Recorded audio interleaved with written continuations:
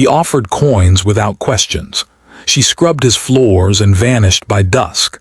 But when he trailed her home out of curiosity, what he found shattered something deep in him and changed everything he thought he knew about quiet people. The only reason he noticed her in the first place was because she didn't speak. Not when he handed her the broom, not when she hauled water from the well, not even when she scraped blood from the floorboards where a wounded coyote had limped in during the storm last month. The first time Eli Mercer hired her, he figured she wouldn't last the day. She was small, maybe late 20s, with a quiet face and a spine that didn't seem to bend under exhaustion. Her clothes were stitched more than they were whole, and her boots looked like they might give out any second. But she worked like silence itself, thorough, invisible, never asking for more than what was promised. He paid her a silver coin that first evening, expecting her to count it, maybe haggle. She didn't. Just nodded, wiped her hands on her apron, and walked back toward the hills without so much as a goodbye. No wagon, no horse, no man waiting at the bend. She disappeared into the trees like she belonged to them. Eli didn't think about her after that. Not really. He was a man who kept to himself, widowed 5 years, former cattle runner turned surveyor, and living alone in a cabin 3 miles out of Wren Valley. But 3 weeks later she came again. Same hour, same silence, same work. Left the coin untouched on his table when he wasn't looking. He watched her the 3rd time she came, then the 4th. Something about the way she moved struck him, not like someone used to labor, but like someone who had no choice in it. Like someone always waiting for the next blow to fall, even in silence. By the 5th visit he knew her name. It wasn't from her lips, he never heard her speak a word, but from a note scrawled on a small cloth satchel she left by the door. Myra Jansen, neat handwriting, soft letters, no surname stitched in. The 6th time Eli followed her. He didn't mean to, not really. But dusk came fast and he found himself on the porch watching her vanish again into the thick line of trees at the edge of his clearing. There was no trail he could see, no road a wagon might take, just dense brush and hills. He saddled his horse and told himself he was just riding to check the north fence. He'd turn back, maybe wave if she looked over her shoulder, but she didn't. She never looked back. The trail she took wound sharp and narrow, barely wide enough for a man on foot. He dismounted halfway and walked the rest. It was almost dark by the time he crested the last ridge, and then he saw it. Not a home, not even a shack, just a hovel tucked beneath the remains of an old miner's shed. The roof was patched with tarps. Smoke snuck from a crooked chimney like a dying breath. Children. 5 of them. The oldest couldn't have been more than 10. The youngest was still toddling in bare feet through frozen dirt. Myra was inside, her silhouette flickering behind torn curtains, stirring something in a dented pot. Eli stood there too long, not moving, not breathing, just watching the life that bloomed like weeds in the cracks of ruin. Then the toddler tripped. A sharp cry, then silence. Myra rushed out barefoot, swept the child into her arms, cooed something, words Eli couldn't hear. She kissed the boy's forehead and carried him inside. The other children moved like clockwork, gathering firewood, fetching water from a near-frozen stream, mending torn blankets. Not a single complaint, not a single cry of hunger, just motion, survival. Eli left without saying a word. The next morning he nailed a sack of flour to her doorframe, left without waiting for thanks. A week later it was gone. The week after that she showed up again at his cabin, said nothing, cleaned everything, left the coin untouched. Only this time before leaving she paused at the door, just for a moment, looked back, then gone. By the end of that month, he'd stopped pretending he wasn't watching the trail. He started leaving extra on the table. Biscuits wrapped in cloth, a jar of honey. She never took more than one thing. Once she left a note, "Please stop." That was all, not angry, just quiet, final. So he stopped, or tried to. But one day the boy came. 10 years old maybe, soot-streaked, with a voice too hoarse for someone that small. He knocked like he'd practiced, like he'd rehearsed the rhythm. Eli opened the door to see the boy clutching a basket of eggs and a note. "For the help. That's all we can give." "Thank you," the boy said. Then he turned and left before Eli could speak. That night it snowed hard, the kind of snow that crushed roofs and killed cattle. Eli sat up near the fire, staring at the closed door. Myra didn't come the next morning, nor the next. On the third day he couldn't sit still. He saddled his horse before dawn and rode until the trail narrowed again. This time he didn't wait on the ridge. The roof had collapsed. Just the corner, but enough. Smoke no longer curled from the chimney. The children were huddled beneath thick quilts inside, eyes wide and watchful. Myra was not among them. "Myra," Eli called softly. No answer. He stepped inside. Heat still lingered from embers buried deep in ash. One of the younger girls blinked up at him, wide-eyed, clutching a doll missing an arm. "Mama went for help," she whispered. "Went?" The boy, older now, protective, stood beside her. "Yesterday, said she'd come back by night." "She hadn't." Eli didn't wait. He rode toward the main trail, searching every path she could have taken. It was near dusk when he found her, curled beneath a fallen pine, her leg twisted and her arm bent wrong. She was conscious, barely. Her lips cracked, blood on her sleeve. "I was coming back," she murmured. Eli didn't speak, just lifted her gently and carried her to his horse. When he brought her into the cabin, the children gasped. He had brought them all, loaded into a cart, bundled in quilts, silent and stiff with fear. Now they sat huddled by the fire as Myra slept on his bed, pale and still. It was the first time Eli Mercer let anyone else inside his home, since his wife died 5 years ago. It wouldn't be the last. The snow didn't let up for 3 more days. Each morning, Eli rose early and stoked the fire before the cabin lost what little heat it had held through the night. He made oats when there were oats, boiled water when there wasn't, and tried not to look too long at Myra sleeping in his bed, her brow glistening with fever, her arm splinted with a piece of kindling and tied in place with one of his old shirts. The children never asked him questions. They just existed around him, soft-footed and solemn, like shadows with names. The oldest, Nathan, was 11 and already half a man in how he spoke and carried himself. He never left Myra's side for long, not unless it was to fetch more wood or soothe the younger ones when they cried. Lissa was next, 9, with sharp eyes and hands that knew how to thread a needle better than most grown women Eli had met. She was the one who organized the quilts at night, who portioned the bread carefully into even strips, who kept Ben, Tommy, and Clara close whenever a door opened. Ben was 7, already missing 2 front teeth, and still kept a slingshot tucked into his waistband like he might need it. Tommy was barely 5, skittish and soft-voiced, and Clara, the baby, was just 3, still sleeping with one thumb in her mouth and the other wrapped around the hem of her sister's skirt. They took up space Eli hadn't realized his home had. His floor creaked more. The fireplace burned faster. The room felt smaller, warmer, more alive than it had in years. But it wasn't the noise or movement that unnerved him. It was the quiet gratitude. The way they thanked him without words. The way Nathan nodded when Eli handed him a plate. The way Lissa folded his shirts after drying them. The way Clara offered him her ragged doll as a trade for a warm mug of tea. These were children used to paying for kindness. He didn't ask about the man who'd fathered them. He didn't need to. He saw the answers in Myra's face when she stirred, half-conscious, eyes darting to count the children before she even registered where she was. He saw it in the way the kids flinched at the sound of boots on wood. He saw it in the bruises that hadn't fully faded from Myra's ribs.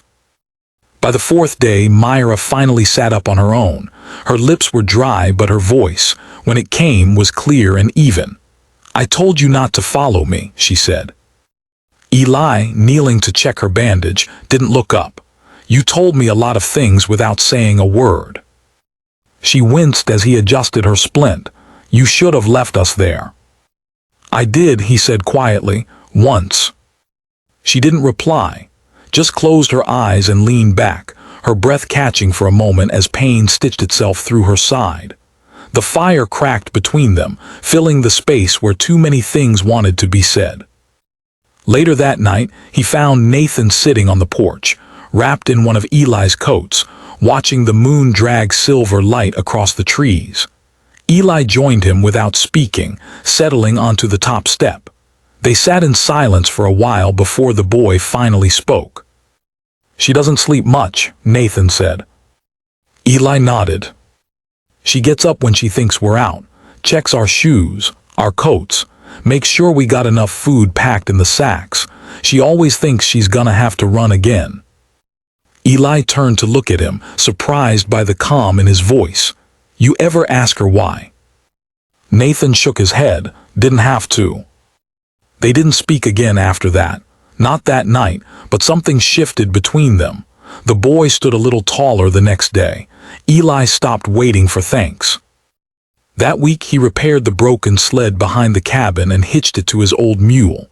Hauled back 2 sacks of flour and a half-cured ham from Wren Valley. Told the shopkeeper he'd taken in a distant cousin, then left before the man could ask anything else. When he came back, Myra was sitting near the fire, her hair still damp from a wash, holding Clara in her lap. "You're not obligated," she said simply when he set the supplies down. "Neither are you," he replied. And that somehow settled it. It wasn't a decision. There were no declarations, no promises exchanged under candlelight, just a quiet series of choices. Myra stopped leaving after supper. The children unpacked their few belongings into the corner shelves. Ben asked if he could sleep in the loft. Lissa started keeping track of meals. Nathan offered to help Eli fix the chicken coop. Myra began mending the seams of Eli's shirts without comment. And Eli, without realizing, started looking forward to the sound of small footsteps in the morning. But peace never holds in places like Wren Valley, not for long. It was nearly 2 weeks before anyone came asking. The first was a woman, older, pinched face, hair pulled back so tight it looked like it hurt. She rode up to the cabin midday, dust on her boots and disapproval in her eyes. She barely glanced at Eli before demanding, "You seen Myra Jansen?" Eli stood on the porch, arms crossed. "Who's asking?" "Her husband's cousin," the woman lied. He didn't flinch. "That's so. She's taken something, ran off with the children." Man's been beside himself looking. Eli said nothing, just let the silence stretch until the woman's eyes narrowed. "You hiding her?" she asked flatly. "Lady," he said, voice low, "if I was, I wouldn't tell you." She left in a huff, but Eli watched her until she disappeared down the trail, and then rode out himself the next morning, taking the long route through the hills, checking for fresh tracks, listening for distant hooves. He told Myra that night what happened. She didn't cry, didn't panic, just pulled her children close and whispered something in a language Eli didn't know. The next day, he built a hidden latch on the trapdoor in the pantry, just in case. But for a time after that, things settled again. Spring tried its best to shake off the last of the frost. Myra began moving easier. Her arm still ached, but she used it without complaint. She planted small roots in the back garden. The children laughed more. Clara started calling Eli Papa by accident. The first time she said it, Myra froze like she'd been slapped, but Eli just smiled and touched the girl's hair. Still beneath the warmth, Eli felt it, that pull of something unfinished, like breath held too long, a storm circling just beyond sight. He'd seen it before. He knew its scent. It came on a Tuesday. Eli was out with Nathan and Ben repairing the west fence when they saw the rider. Dark coat, black horse, straight-backed and slow-moving, like a man who didn't expect trouble but knew what to do if it came. Eli told the boys to stay back. He stepped out onto the trail just as the man pulled up his reins. "You Mercer?" the rider asked. "I am. I'm looking for Myra Jansen." "What for?" "She's mine," the man said, calm as water. "Took my kids, took my name, thinks she can disappear." Eli felt something cold twist low in his chest. "She's not yours," he said. The man dismounted slowly, unhurried, confident. "She will be." And then, without warning, the man smiled, a slow, knowing curve of the mouth. "She was always good at making men think they were saving her," he said. "You'll see." Eli didn't reply, didn't move. But that night he slept with his boots on, kept a lantern burning low. And when he heard Myra's footsteps in the hall, saw her silhouette pause near the doorway, he knew she'd heard every word. The wind shifted the next morning. The air felt different. And Eli Mercer, once a man who swore he'd never open his door to another soul, found himself checking the windows, counting firewood, measuring distance between the cabin and the tree line. Something was coming. He just didn't know when. It began with the dog. Eli hadn't kept one in years, not since the cattle days when a good dog could mean the difference between a quiet night and a slaughtered pen. He hadn't needed one, not until now. So when Nathan came back from the northern ridge with a half-starved mutt trailing him, ribs sharp and eyes watchful, Eli didn't ask questions. He just nodded. "We'll call him Scout." Scout proved useful quick. Alert, quiet, smart enough to know not to bark unless it mattered. He stayed close to the porch, eyes fixed on the horizon. Lissa took to brushing his coat each evening. Ben fed him scraps and declared him their protector. But it wasn't the dog that made Eli feel safer. It was the look Myra gave it, like something old in her had finally unclenched. She was changing. That was the hardest part to ignore. Not into someone else, but into herself. The way her spine straightened, the way she smiled when she thought no one was watching, the way she began humming softly as she folded clothes, her voice nearly lost beneath the crackle of firewood. She still didn't speak much, but when she did, it landed with weight. Not fear, not hesitation, just truth. "Your fence is weak on the eastern side," she said one morning, not long after the snow melted. "Foxes'll find the chickens if you don't patch it." Eli glanced over his shoulder, surprised. "I thought you didn't care for the animals." "I care about breakfast." And that was that. But something else shifted that week too, something less visible. The children were thriving, yes. Nathan even laughed out loud once, and Eli watched Myra's head whip around at the sound like she couldn't quite believe it. Clara had begun drawing little stick figures with wild yellow hair and big square homes. Even Tommy stopped hiding behind chairs when strangers passed by on the trail. But Myra, she was quieter now in a different way. Not guarded, not afraid, just distant. She was planning something. Eli knew the signs. He had once prepared to leave everything he owned behind. Knew how people looked when they started measuring weight in terms of what they could carry. So he waited. He didn't ask. But he noticed the way she moved slower through the cabin, the way she folded maps she didn't use to read, the way her eyes lingered too long on the hills beyond the ridge. Then one night he heard her crying. Not loud, not broken, just a quiet, trembling kind of grief muffled behind the bedroom door. Eli didn't enter. He sat on the floor near the fire instead, his back against the wall, Scout curled at his feet. He didn't sleep. Neither did she. The next morning she was gone. Not far, just up the trail near the creek. She was kneeling by the water, her hands in her lap, hair braided tight. She looked up as Eli approached, but didn't move. He sat beside her on the frozen earth and said nothing. "I thought about leaving," she said finally, "taking them and walking west, disappearing again." Eli kept his eyes on the water. "Why didn't you?" She drew in a slow breath. "Because I think you follow." "I would." She nodded, "and I'm tired of running." Silence stretched between them, not uncomfortable but full of the weight that comes from shared understanding. Myra picked up a smooth stone, turned it in her hand, then set it gently in the current and watched it disappear. "That man," she said, "the one who came asking for me, his name is Roland Jansen. My husband by law, not by choice.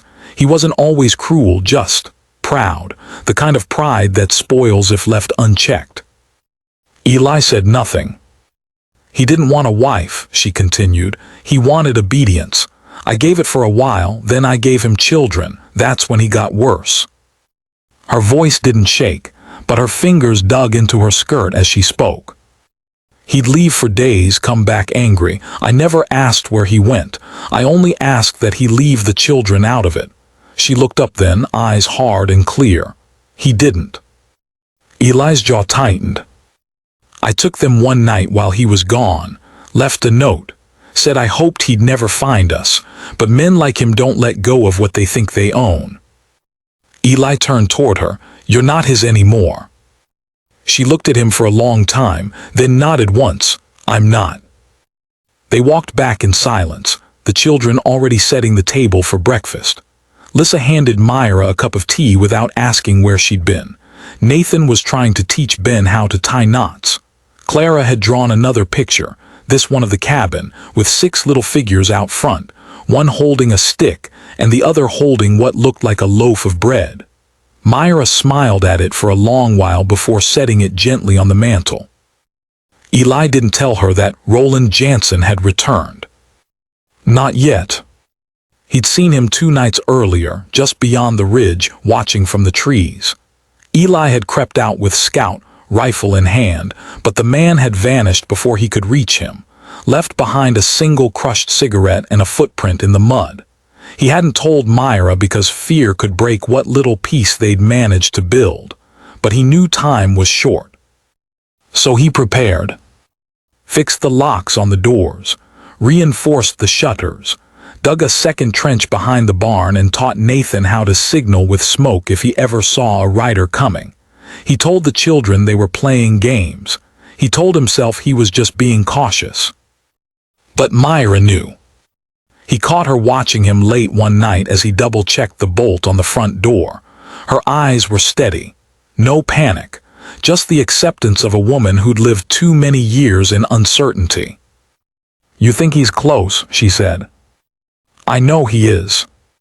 She didn't ask why he hadn't told her, didn't accuse him of trying to protect her. Instead, she walked over and picked up the rifle leaning near the door, checked the chamber, looked down the sight. I won't run again. Eli nodded. You won't have to. The next morning, Roland came. Not alone. 2 men rode beside him, one tall and grim-looking, the other young and jittery. They stopped 50 yards from the cabin. Eli stepped onto the porch, rifle slung across his back. Myra just behind him, her arm no longer splinted, her stance calm. Roland removed his hat and smiled. Myra, he said, voice slick and low, you look well. She didn't answer. I've come to take you home. You never gave me one, she replied. Roland's smile slipped. You're making this harder than it has to be.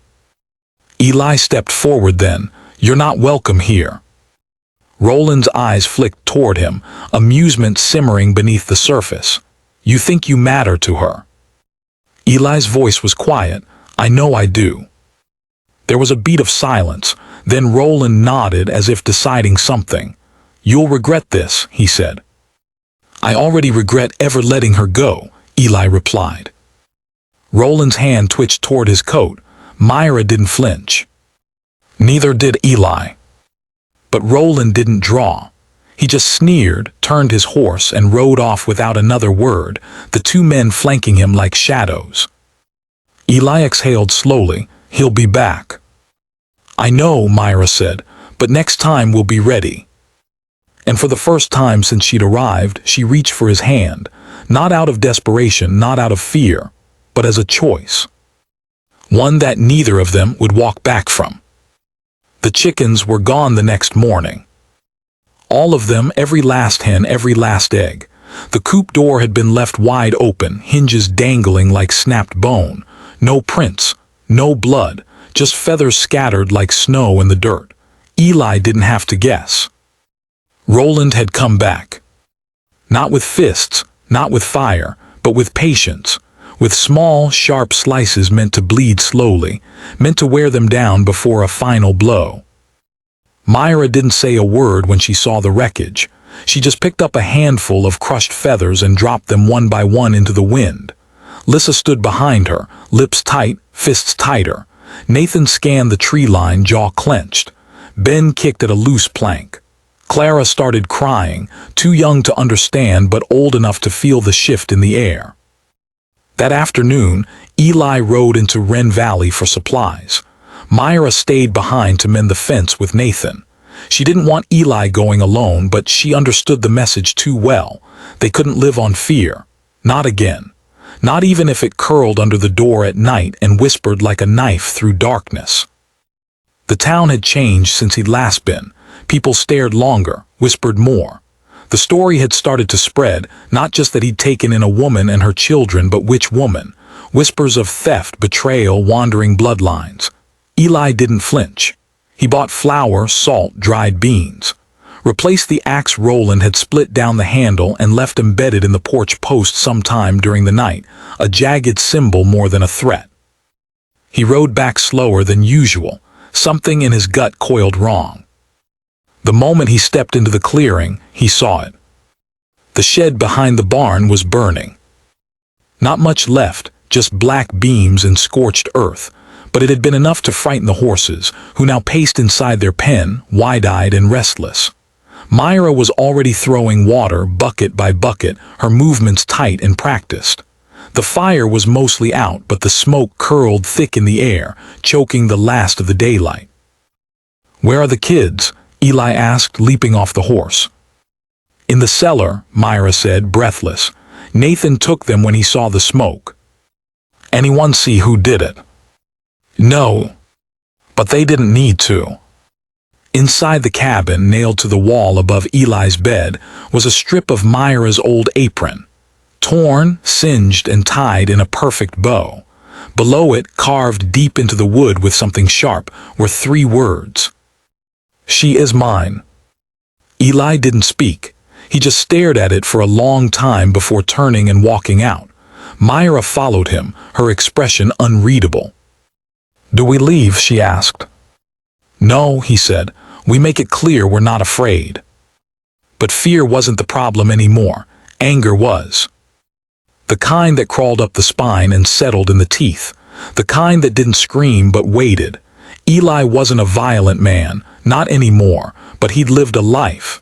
He fought for things before: land, cattle, respect. This time it was different. This time it was people. This time he wasn't willing to lose. So he started planning. He fortified the cabin not like a fortress but like a haven that could withstand. He moved the children's sleeping pallets closer to the hearth where walls were thickest. He kept his rifle near. Nathan stayed close to the window. Lissa tied bells to the back door with fishing line. Ben started carrying a kitchen knife in his belt like a miniature soldier. Myra didn't object. She didn't coddle them. She taught them how to be careful, not scared. 3 days passed, then 4. No sign of Roland. Until the letter came. Eli found it nailed to a tree stump near the edge of the property. Folded parchment, sealed in red wax like some gentleman's invitation. Inside, just 4 lines. "You made your choice. She made hers. The law is on my side.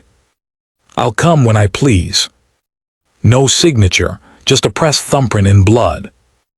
Eli brought the letter to Myra. She read it once, then again. Her hands didn't shake. "He's bluffing," she said. "He won't come with lawmen. He won't risk their questions." "He won't need them," Eli said. "He'll come with men who wear law on their lips and vengeance in their boots." Myra folded the letter and set it in the fire. That night Eli stood watch alone. The air was too still. Scout paced at the door. Myra didn't sleep but stayed near the children, her hand resting on Clara's back. Around midnight the wind picked up. Scout growled once, low and sharp, and Eli stepped onto the porch just in time to see lanterns bobbing in the darkness, 3 of them, weaving through the trees like fireflies with purpose. He didn't wait. He lit the signal torch near the barn, 3 bursts of flame meant for Nathan's eyes, a warning they'd practiced for 2 weeks. The boy would wake Myra. They'd go down into the hidden root cellar beneath the pantry, double-latched and reinforced with stone. The plan was never for Eli to fight, only to delay, long enough for them to vanish into the tunnel they dug into the hillside, long enough for them to live. But Eli didn't move.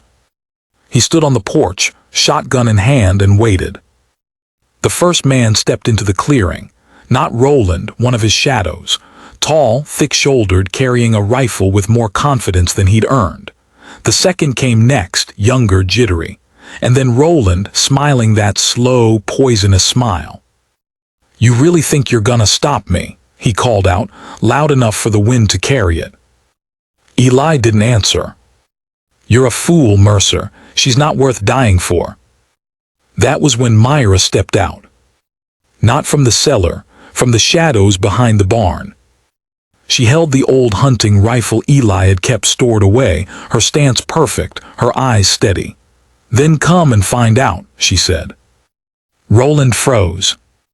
"Myra," he warned, tone sharp, "don't you dare." "You threatened my children," she said.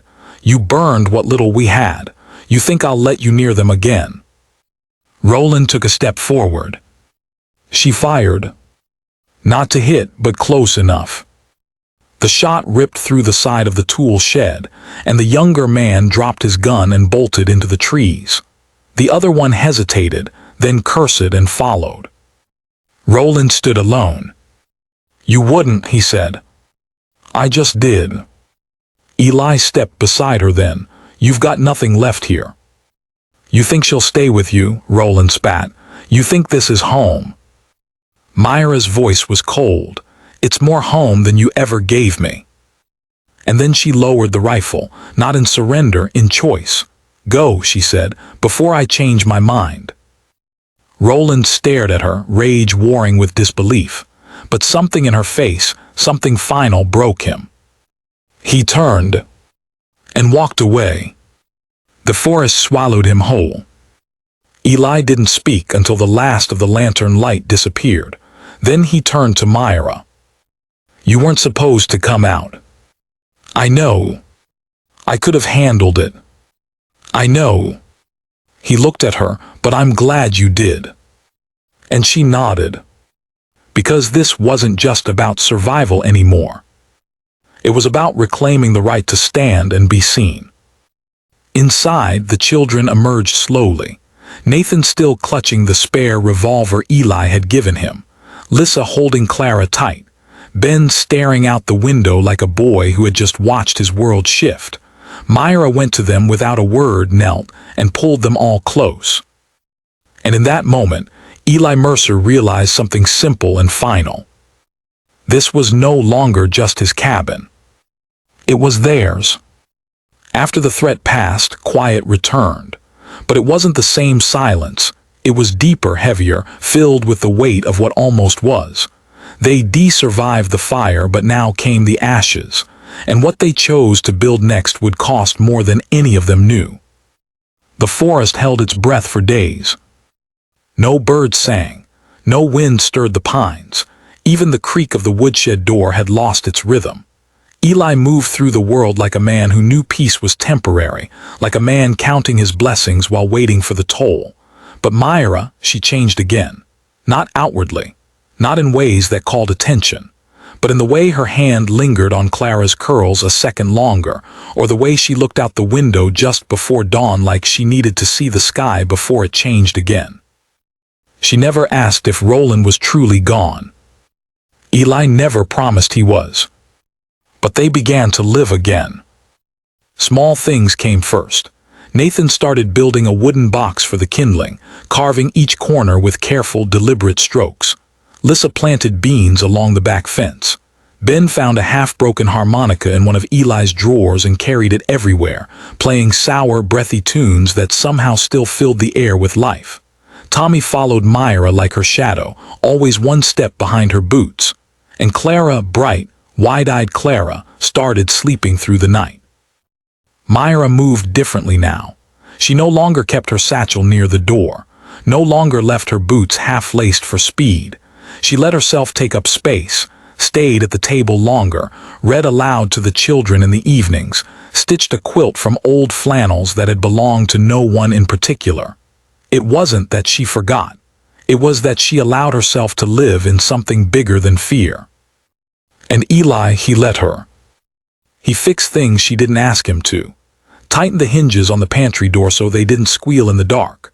Found a second-hand pair of boots for Lissa on his next trip to town. Built a tiny shelf above the hearth so Myra could line it with what she called her pretty useless things. A blue stone from the creek, a pine cone shaped like a rose, the child's drawing of their cabin framed in worn barnwood. Still, even comfort has sharp corners. It came on a Sunday afternoon. The weather had warmed enough for the children to play near the stream. Myra stood waist-deep in laundry, her hands raw from soap and water. Eli had taken to mending the barn roof, balancing on the slats in the pale sun. The air was calm, too calm. Scout barked once. Then again.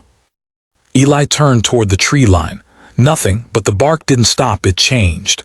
Low, urgent, a warning, not a greeting. Myra looked up, eyes narrowing. She dropped the wet shirt back into the basin and dried her hands on her skirt. Eli climbed down from the roof and whistled, 2 short, sharp notes. The children came running. But no rider appeared. No crack of twigs, just quiet, dense, holding its breath. That night Scout wouldn't sleep. He circled the cabin over and over, ears perked, tail rigid. Myra sat by the hearth with the rifle in her lap. Eli didn't argue. He just pulled a chair beside her and poured them both coffee that had gone bitter from reheating too many times. "You think it's him?" she asked. "I think he's not far," Eli said, "and I think he's waiting for us to get comfortable."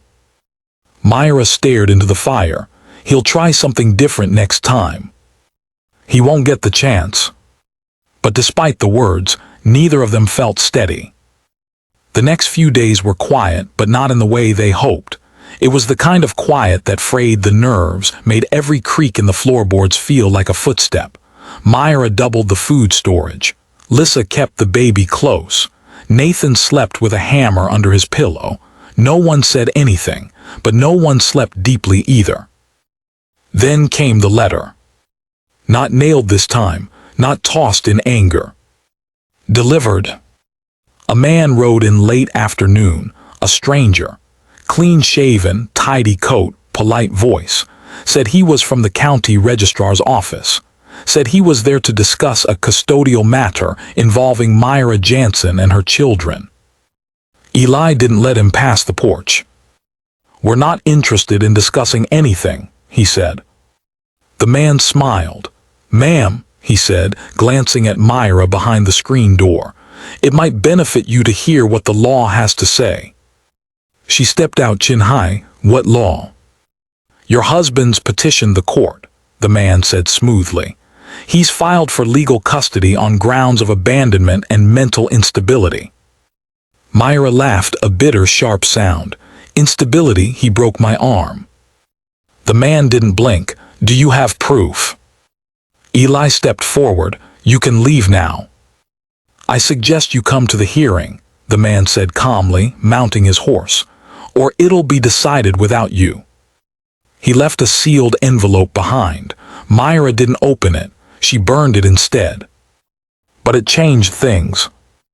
Not because they believed the law would side with Roland, but because they knew it could. "I don't have documents," she said quietly to Eli later that night. "No papers, no wedding certificate, no birth records, nothing but their names and my word. That's enough for me. It won't be for them." Eli didn't know what to say. He was a man who had built his life without paperwork, without signatures. He didn't understand a world where family had to be proven. So Myra made a decision. "We need to talk to the Reverend," she said. "The one in Wren Valley. He knew me, knew what Roland was like. He may not speak for me, but he might not speak against me either." Eli hesitated. "If Roland's still nearby." "He already knows where I am." So they packed the children and made the trip 2 days later, leaving before dawn. Myra wore her hair pinned tight. Lissa held Clara close. Nathan rode in the back with the rifle across his lap. Eli drove the wagon, silent, focused. Wren Valley never looked smaller. The buildings felt like they leaned inward now, listening, judging. The Reverend was an old man, thin, eyes like clear water. He remembered Myra too well, remembered Roland too. He didn't say much, didn't offer kindness. But when Myra asked if he'd speak on her behalf if called, he gave a single nod. "I don't get involved in family business," he said, "but I'll tell the truth." It was more than she'd hoped for. On the way back, they stopped for supplies. Myra took the children to the feed store. Eli went to pick up flour. He didn't see Roland until it was too late. The man stepped out from between two buildings, walking like he had all the time in the world. No rush, no fear, just the same confidence that had carried him through every lie, every bruise, every court filing. "I'm glad you came," he said. Eli didn't move. Roland smiled. "They'll take my side. They always do, especially when the woman doesn't even know how to sign her name proper." Eli's fist moved before he thought. Just one hard and fast, years of anger behind it. Roland staggered back, nose bleeding. "You don't speak her name again," Eli said, voice low. "You don't come near her. You don't breathe in her direction." A few townsfolk had gathered, but no one said a word. Roland didn't hit back, just wiped the blood and smiled. "You'll see," he said, "the law's slow, but it doesn't forget." They rode back in silence. The wind picked up, the sky turned brittle. And that night, Myra stood outside long after the others went to sleep, her shawl wrapped tight, her hands gripping the porch rail like it was the only thing keeping her upright. Eli joined her slow. "We'll fight him," he said. She didn't look at him, just said, "I'm not afraid of losing them. I'm afraid of what I'll become to keep them." "You won't become anything you're not already," he said gently. And for once she leaned on him, just for a moment, just enough. Because love wasn't declarations or rings or church vows. Sometimes it was silence shared at the edge of the dark. And both of them knew, in their bones, that Roland hadn't played his final hand. Not yet. The summons came wrapped in official wax, but the fear it carried had nothing to do with paper. Delivered by stage courier, folded in cream-colored vellum like a wedding invitation. The lettering, sharp, precise, declared a date, a time, and a location.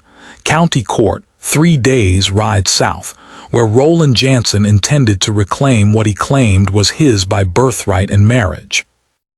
Eli watched Myra read it by firelight. She held the paper like it might tear under her grip, eyes scanning and rescanning as if willing the words to change. But they didn't. The court would listen. The judge would decide. And Myra, who had never been allowed to testify for herself, would have to stand alone. Except she wasn't alone. Eli placed his hand over hers, steadying it, grounding her. "We'll go," he said. "We can't take the children." "No," he agreed, "but they'll be safe here. Lissa's strong. Nathan knows what to do. We taught them." Myra didn't speak for a long time, just stared at the flame like it might answer for her. Then finally, "If they take them from me." "They won't." But the thought hung in the air like smoke, bitter, lingering. They left at first light 2 days later. Eli hitched the wagon tight. Myra wore her one decent dress pressed clean, her braid pulled low, tight against the wind. They left the children with enough food, enough water, and the kind of goodbye that felt more like a promise than a parting. Ben clung to her skirt. Clara sobbed. Nathan stood silent, eyes blazing. "I'll bring her back," Eli told them. And then they rode south. The journey felt longer than it was. The world changed around them, snow giving way to thaw, brown hills turning soft with spring. They didn't speak much, but they didn't need to. Myra's hand in his lap was enough. Her silence was not fear anymore. It was resolve. They reached the courthouse before dusk on the 3rd day. A wide building with whitewashed columns and chipped steps, its paint curling like old paper. Men stood around the steps, smoking, muttering. The clerk waved them in without looking up. Inside it smelled of dust and old sweat. The pews creaked. The judge, an older man with pale eyes and a face carved from fatigue, sat like a stone figure behind the bench. Roland was already seated. Clean-shaven, suit-pressed, smug. Myra didn't look at him. The hearing was short. Questions were asked, documents presented. Roland had witnesses, a banker who claimed Myra abandoned her accounts, a cousin who'd never met the children but vouched for Roland's steady character. And then Roland himself stood and painted himself the victim. "She left without warning," he said, voice calm even. "Took the children, no note, no reason. I searched for years. I only want what's mine, my wife, my family." And when the judge asked if Myra wanted to respond, she rose, not with hesitation but with purpose. "My children are not property," she said, "and I was never yours." The courtroom fell silent.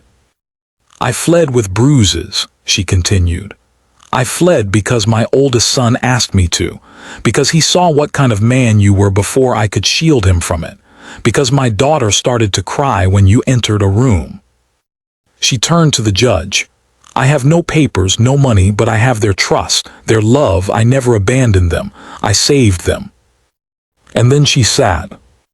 The judge said little, just looked between them with eyes that had seen too much. Then he dismissed the hearing, promising a written decision within the week. Outside, the air felt too still, like a world waiting to exhale. Myra didn't speak on the wagon ride home. Eli didn't push. But when they reached the ridge and saw smoke curling soft from the cabin chimney, something in both of them finally eased. Until they saw what was hanging on the porch. A doll. Clara's favorite, stained, torn. Nailed to the wall like a crucifix. Myra gasped, leaping from the wagon before the horses even stopped. She yanked the doll down with trembling hands, clutched it against her chest, her eyes wide, her mouth silent. Inside the cabin, nothing was broken. But nothing was whole either. The cellar door was wide open. The food stores untouched. And on the table, written in chalk, "You lose." Lissa was gone, Nathan, Ben, Clara, Tommy. No notes, no footprints, no sign of struggle. Just absence. Eli fell to his knees. Myra stood like a statue, her hand still wrapped around the doll. Then she whispered one word. "Where?" Eli looked up. Where would he take them? He closed his eyes, thought like a man possessed. And then he remembered, South Ridge past the split in the creek where Roland's cousin once owned a hunting cabin. Empty now, remote, no law, no eyes. Myra. But she was already moving. Already untying the horse, already in the saddle. Eli followed. They rode like fire through the hills, dusk bleeding into night. No words, just the sound of hooves and heartbeats. The cabin appeared at the edge of a hollow, small, dark, quiet. Too quiet. Eli tied the horses back, crept toward the door, rifle drawn. Myra held a blade in one hand, the doll in the other, as if Clara could still feel her near. Then a sound, a cry, muffled. Inside. They moved fast, no hesitation. Eli kicked the door in. What they found wasn't what they feared, but it was close. The children were huddled in one corner, ropes loose, faces pale. Nathan stood in front of them like a wall. Roland sat across the room, drunk, glass in hand, pistol on the floor near his boot. "You came," he slurred. Myra stepped forward. Roland raised the glass, cheers to the end. She didn't answer, just crossed the floor, dropped the doll at his feet and picked up the pistol before he could blink. Then she turned her back to him. "Come on," she told the children, "time to go." Roland didn't follow. Didn't fight. Just laughed. As they left the cabin, Eli looked back once. And saw Roland still sitting in the dark. Alone. broken. By the time they reached home, the sun was rising. Lissa held Myra's hand like she'd never let go. Clara slept in Eli's arms. Ben cried without sound. Nathan walked barefoot but upright, strong. Inside the cabin, Myra collapsed onto the floor, the doll still in her hand. And for the first time since she'd met him, Eli wept. Not because of pain, but because it was over. Or at least this part. The days that followed passed not like time but like healing, slow, uneven, never in a straight line. The cabin, once a place of shelter, had become something more, not just four walls, not a hiding place, a beginning. The kind Myra had never been allowed to imagine for herself, not even in her boldest, most reckless thoughts. A life where no one had to flinch when boots hit the porch, where doors weren't locked out of fear, where voices didn't echo with dread or silence. The morning after they returned, Myra didn't rise with the dawn. She stayed curled on the floor near the hearth, still in the same dress she'd ridden in, her hand tangled in Clara's curls. When Eli stirred, he didn't wake her. He just pulled a quilt over both of them and started coffee with slow, reverent hands. By mid-morning, Lissa had set to cleaning the front room. Nathan chopped wood with focus and force beyond his years. Ben insisted on sleeping beside Myra, head on her hip like she might vanish if he let her go. And Tommy didn't let go of her hand the whole day, not even when she moved. No one asked where Roland had gone. They didn't need to. Sometimes the worst punishment isn't death. It's knowing you've lost, fully and forever, and being forced to live with the quiet that follows. The next day, Myra bathed. She dressed in clean clothes, pulled her hair back with the ribbon Clara had once knotted around a stick doll, and stepped onto the porch with a face that looked 10 years older and 20 years stronger. "I want to rebuild the chicken coop," she said to Eli. He didn't blink, just stood, nodded, and fetched his tools. They worked all day. Nathan helped dig the foundation, Lissa fetched nails and wood. Ben wandered in and out with Scout, who hadn't left Myra's side since their return. Myra kept busy, measuring each board twice, hammering each nail with precision. She didn't talk much, but her silence didn't hang heavy. It was focused, certain. The coop went up by sunset. And when the last beam was set, Eli handed her the hammer. She drove the final nail. That night they all ate together, not just eating, celebrating. Nathan told a joke badly. Lissa rolled her eyes. Ben fell asleep in his soup. Clara chased fireflies just beyond the doorway, her laughter floating like music through the trees. And when Myra looked at Eli across the table, something in her eyes softened. "Will you come with me tomorrow?" she asked. "Where?" "Wren Valley. I want to file papers." Eli sat back. "Papers?" "For the children," she said. "If something happens to me, I want their names protected. I want this place to be theirs." Eli nodded, "Of course." But Myra didn't stop there. She hesitated, then looked down at her hands. "I want to change my name." Eli's breath caught. "To what?" She looked at him, not shy, not uncertain, just steady. "To Myra Cooper." A long silence fell between them. Eli stood slowly, crossed the room, and knelt beside her. "You don't need to take my name," he said. "I know," she replied, "but I want it, not because I'm yours, because I'm not his." He didn't touch her, just sat beside her. And for the first time since that knock on his door, he smiled. The next morning they rode together again, this time not in desperation, not in fear, but in purpose. The courthouse clerk raised an eyebrow when Myra handed her the form. "Cooper, huh?" she said. Myra nodded. "That's right." The clerk stamped it without ceremony. "Well, Miss Cooper, welcome to Wren County." It wasn't a wedding. There was no preacher, no rings, no vows whispered over candlelight, but Myra held the signed paper with a reverence deeper than any ceremony could give.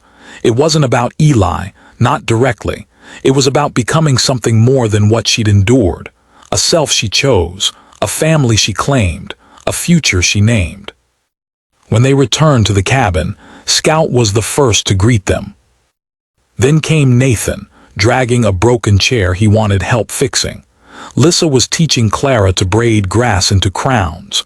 Ben had a splinter in his thumb and insisted only Myra could remove it. Tommy showed off a lizard he'd caught and named Sheriff. The sun was high. The porch smelled of pine and bread. And for the first time, Myra stepped into her home, not as a guest, not as a fugitive. As Myra Cooper. Weeks passed, the rhythm returned. Not the same rhythm, something new, stronger.